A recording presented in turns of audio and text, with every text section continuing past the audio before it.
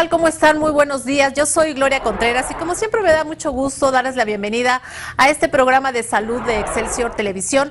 Lo invito a que se quede con nosotros porque el día de hoy vamos a hablar acerca de las clínicas del dolor y cuidados paliativos. Y bueno, para eso le doy la bienvenida a la doctora Celina Trujillo. Ella es anestesióloga y además es jefa de la Clínica del Dolor y Cuidados Paliativos del Hospital Regional 1 de Octubre del ISSSTE. Doctora, ¿cómo está? Bienvenida. Sí, muy buenos días, muy bien. Muchas gracias por la invitación. No, Gloria, al contrario, gracias a usted por aceptar platicar con nosotros.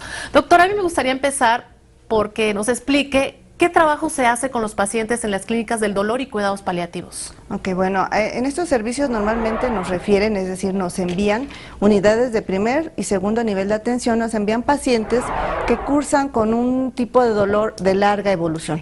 Normalmente son dolores de tipo crónico. Y crónico podemos decir que son dolores que ya llevan más de 3 meses, más de 6 meses. Ahora hay controversia en cuanto a la cronicidad, pero se acepta que sean de más de 3 a 6 meses. Entonces, pues, son pacientes que podemos decir que por alguna enfermedad primaria presentan dolor crónico. Ajá, y en estas clínicas es donde se puede atender ese tipo de padecimientos. Claro, los dolores que más nos refieren son principalmente los dolores de columna lumbar, las lumbalgias, las cefaleas, dolores por cáncer, obviamente, dolores de músculo esquelético como las artritis o las artrosis, las fibromialgias, etcétera. Doctora, y hablando de cáncer, un paciente con cáncer, ¿qué es lo que le puede provocar el dolor crónico y en qué etapa de la enfermedad sucede esto? Bueno, el problema del enfermo con cáncer es que el dolor se puede manifestar a veces desde el inicio de la enfermedad. Muchas ocasiones el dolor es el síntoma que le da la alerta al paciente de que algo no está bien en su organismo, acude al médico y desgraciadamente es cuando le llegan a diagnosticar que tiene cáncer. También en el paciente con cáncer el dolor se puede ocasionar por estas masas tumorales que liberan sustancias que producen la sensación de dolor. Y no debemos olvidar que los pacientes también van a recibir tratamientos como quimioterapia, radioterapia o cirugía, que también les pueden condicionar dolores de tipo crónico o agudo. Oiga, doctora, y por ejemplo en estas clínicas podemos hablar de que hay suficientes en el país para atender toda la población que necesite este tipo de tratamientos. No, desafortunadamente tenemos un rezago en el país, igual que en muchos otros países del mundo, no es una situación exclusiva de México, porque los centros formadores de especialistas son pocos. En la Ciudad de México debe haber 6 centros formadores y cada unidad al año debe recibir entre 6 o 10 especialistas. Entonces, si hacemos una suma al año en el país, egresarán alrededor de 50 subespecialistas en dolor, lo cual es obvio que no van a satisfacer las necesidades del país. Recientemente se hizo una observación por el Observador de Derechos Humanos, en donde determina que no hay el acceso suficiente en varios estados de la República. Son 7 estados de la República que no cuentan con acceso a cuidados paliativos, por ejemplo, y obvio, pues tampoco a clínicas del dolor.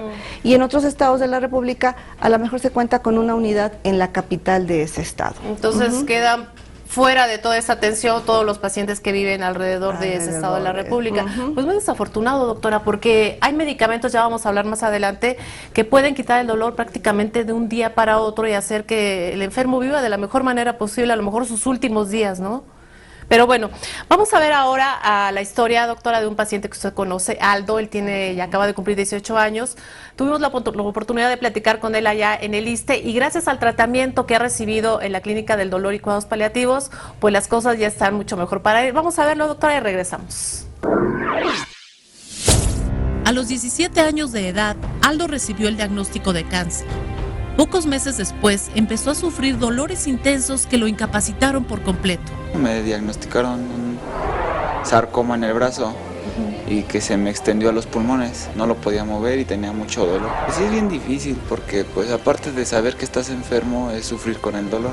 Además del cáncer, hay otras enfermedades que producen dolor crónico, como la diabetes, el VIH en etapas avanzadas, el herpes zóster, las lesiones en los nervios y las amputaciones. Un paciente el cual lo operan, el ejemplo, una cirugía mayor y con dolor puede fallecer, ¿sí? Si no es bien tratado. El tratamiento más eficaz para el dolor crónico es la morfina, y ese es precisamente el medicamento que recibió Aldo en la Clínica del Dolor y Cuidados Paliativos del Hospital Regional 1 de Octubre del ISSSTE. Tenemos a muchos pacientes, se puede decir que la mayoría los tenemos con con el uso de morfina y sus derivados. La morfina es el gold estándar para el dolor. Siempre todos los medicamentos, todos los estudios son comparados en analgesia comparado con morfina. El reporte emitido en el mes de octubre de 2014 por la División de Salud del Observatorio de Derechos Humanos señala que Campeche, Hidalgo, Quintana Roo, Tlaxcala y Zacatecas no cuentan con clínicas del dolor y cuidados paliativos, lo que dificulta que los pacientes con dolor severo reciban medicamentos como la morfina. Por otra parte, Nuevo León, Guanajuato, Tamaulipas, Veracruz y el Estado de México son los únicos estados que ofrecen este tipo de servicios en más de una ciudad. Gracias al uso de la morfina, los dolores intensos de Aldo desaparecieron y su estado emocional mejoró considerablemente. Pues se siente uno muy impotente, ¿no? Porque pues, ¿qué quisiera uno, no? Con un abrazo quitarles el dolor, pero no. Hay procesos, sobre todo depresivos mayores, donde la crisis es muy aguda, que desean morir. En México es muy reducido el número de especialistas y de centros de atención para el dolor y cuidados paliativos. Es por eso que se requiere de manera urgente este tipo de servicios que ayudan a los pacientes con dolor crónico a mejorar su calidad de vida, informó Gloria Contreras. Doctora, a mí me impresionó la historia de Aldo porque es un jovencito, le diagnosticaron cáncer y afortunadamente fue canalizado a esta clínica del dolor del ISSSTE del Hospital 1 de Octubre y las cosas cambiaron por completo para él. Él me platicaba que de un día para otro dejó de sentir esos dolores tan intensos que no lo dejaban dormir, que se pasaba en la cama y no nada más el sufrimiento para él. Y como dice, lidiar con una enfermedad y aparte con el dolor crónico que con nada se te quita y además, por si eso fuera poco, el aspecto emocional, ¿no? Que daña también al paciente y por supuesto a la familia, que veíamos allá a su mamá. Así es, así es.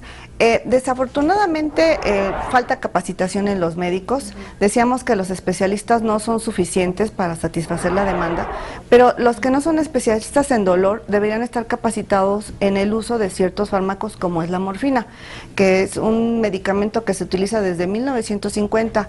Se han hecho ciertos mitos alrededor de su uso, lo cual no debiera de ser. Cuando nosotros indicamos morfina en un paciente que tiene dolor por cáncer, la analogía debería ser como, si yo tengo una infección, pues puedo tomar un antibiótico. Claro. Nadie cuestiona que ante una infección yo tome un antibiótico. ¿Por qué cuestionar que ante un dolor de tipo crónico de severa intensidad utilicemos morfina? De hecho, ahora existen otros fármacos sintéticos similares a la morfina que tienen menos efectos adversos y tienen un potencial más bajo de adicción o tolerancia. Entonces, existen actualmente muchos recursos y México en ese sentido es afortunado porque es de los países que cuentan con un amplio abanico, nosotros llamamos un amplio abanico, una amplia gama de fármacos opioides que serán la base para el tratamiento del dolor crónico no oncológico y del dolor oncológico. Y hablando ahorita que comenta usted lo de los mitos, pensamos en morfina y la gente dice, bueno, ya estoy en la última etapa de la enfermedad y no es así. Por ejemplo, tenemos ahí la situación de Aldo, ¿no? Él es un paciente joven que afortunadamente su cáncer lo tiene más o menos controlado y no es un paciente terminal y sin embargo la morfina le cambió la vida, doctora. Y la morfina tiene entre otras ventajas, como se mencionaba ayer en una nota en el periódico, sí, que dicen que es buena porque es efectiva. Claro. Es barata, es un fármaco económico. Los fármacos sintéticos, el inconveniente podría ser que son de costo más elevado. La morfina es muy económica y no caduca. Claro. O sea, tiene una vigencia larga y se puede administrar por varias vías, por vía oral, por vía subcutánea, por vía rectal, por vía epidural, etcétera. Entonces es un medicamento excelente con el cual contamos con él en México. COFEPRIS en últimas fechas, derivado de esta observación de Human Rights Watch, va a facilitar, pretende facilitar el acceso a los pacientes que requieran el uso de este fármaco. El único cuestionamiento es que hay que capacitar a los médicos para el uso de este. Porque también me comentaba, platiqué con el comisionado de la COFEPRIS, Miquel Arreola, el comisionado federal, y me decía que hay muchos médicos que tienen miedo de recetar la morfina, que no están capacitados, que no les da también temor de que esa receta que entregan ellos la vayan a hacer mal uso, ¿no? Que lo utilicen precisamente como una droga y que no debería de estar indicada más que para una enfermedad como el cáncer, por ejemplo. Doctora. Te invitamos a seguir cuestionando la información con los siguientes videos.